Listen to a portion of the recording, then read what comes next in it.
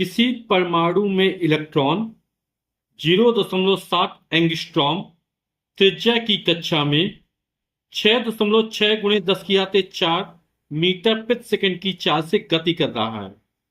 कक्षा में तुल्य धारा ज्ञात कीजिए। वो दी गई है। कक्षा की त्रिज्या हमने स्मॉल आर से लिखी और स्मॉल आर का मान दे रहा 0.7 एंगस्ट्रॉम। ठीक, तो 0.7 एक एंगस्ट्रॉम बाद 10⁻⁻10 मीटर होता है। तो एंगस्ट्रॉम हटा, यहां 10⁻⁻10 मीटर। ठीक, दशमलव का एक स्थान किसका है तो कितना हो जाएगा? तो हो जाएगा 7 गुणे 10⁻⁻11 या 7.0 गुणे 10⁻⁻11 मीटर हो जाएगा। ठीक है, तो कक्षा की त्रिज्या इतनी निकल आई। अब चार्ज जो हमको दे रहा है वो कितना है? स्मॉल v का मान 6.6 गुणे 10⁻⁴ मीटर प्रति सेकंड। कक्षा में तुल्य धारा ज्ञात करना है, यानी स्मॉल आई का मान हमें ज्ञात करना है। अब जब इलेक्ट्रॉन है ना, कक्षा में लगभग वृत्ताकार मार्ग पे चक्कर लगाता है ना, तो कितना समय लगता है? तो हम इसको मान लेते हैं कि माना कि इलेक्ट्रॉन जो है वो स्मॉल टी समय में नाभिक का एक चक्कर पूरा करता है। तो हमने मान लिया कि नाभिक का एक चक्कर पूरा करने में ये जो चक्कर होगा कक्षा होगी वो लगभग वृत्ताकार होगी, है ना। त्रिज्या कितनी स्मॉल आर है, तो कितना समय लगेगा, है ना। समय बराबर होता है दूरी बटे चाल।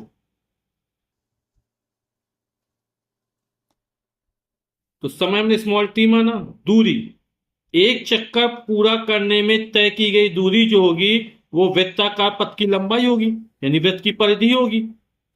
और वृत्त की परिधि कितनी? 2 पाई स्मॉल आर। त्रिज्या हमने आर मानी, चाल हमने वी मानी, तो वी होगा। तो ये इतना समय लगेगा, है ना, यानी इतने समय में ये एक चक्कर पूरा कर जाएगा।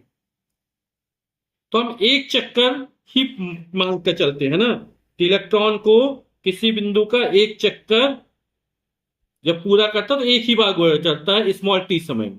ठीक है, तो वैद्युत धारा कितनी हो जाएगी? तो वैद्युत धारा हम ज्ञात करें कक्षा में तुल्य धारा। हम जो एक चक्कर के निकाल रहे हैं आई बराबर हो जाएगा, है ना। तो आई बराबर कितना हो जाएगा? Q upon T. यही होता है आवेश प्रवाहन की समय दर को वैद्युत धारा कहते हैं, यानी आवेश बटे समय। आवेश क्या है? इलेक्ट्रॉन चक्कर लगा तो इलेक्ट्रॉन का आवेश ई, और टी का मान निकाल 2 पाई आर अपॉन वी। ठीक, तो बटे का भी ऊपर पहुंचा तो हो जाएगा E V upon 2 pi small r हो जाएगा। सबके मान रख देते हैं। स्मॉल ई का मान इलेक्ट्रॉन पावेश 1.6 गुणे 10⁻⁻19 कूलाम का होता है। वी वेग हमको दिया है 6.6 गुणे 10⁻⁴।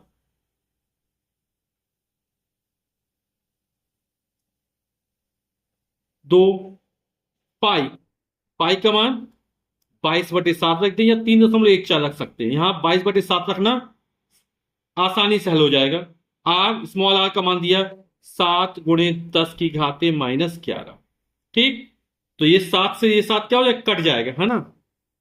और 2 का भाग 1.6 दे देंगे तो आएगा 0.8 गुणे 10⁻⁻19। ये -11 ऊपर ले जाए प्लस हो जाएगा, तो ये 4 है तो 11 में 4 15 हो जाएगा, तो इसको 10⁻15 लिख देते हैं। ठीक है, ये 7 से 7 कट गया था, 1.6 में 2 का भाग किया 0.8 आ गया 22। 22 तिया 66 होता है ना, 6.6 दिया तो 22 तिया भाग जाए 0.3 बार। समझ गया ना, 22 तिया 6.6 तो 3.3 बार जाएगा। अब 8 तिक 24 ये हो जाएगा 0.24 गुणे 10⁻। गुणा वाला आधार समान घाते जोड़ेंगी तो -19 में जब 15 जोड़ेंगे तो कितना बचा रहेगा? -4 बचा रहेगा। अब दशमलव इसको एक स्थान किसका आया, तो जब दशमलव एक स्थान किसका इसमें -1 और जोड़ देंगे तो हो जाएगा 2.4 गुणे 10 की घाते -4 -1 -5, और वैद्युत धारा का मात्रक एम्पियर होता है। तो ये हमारा उत्तर निकल आएगा।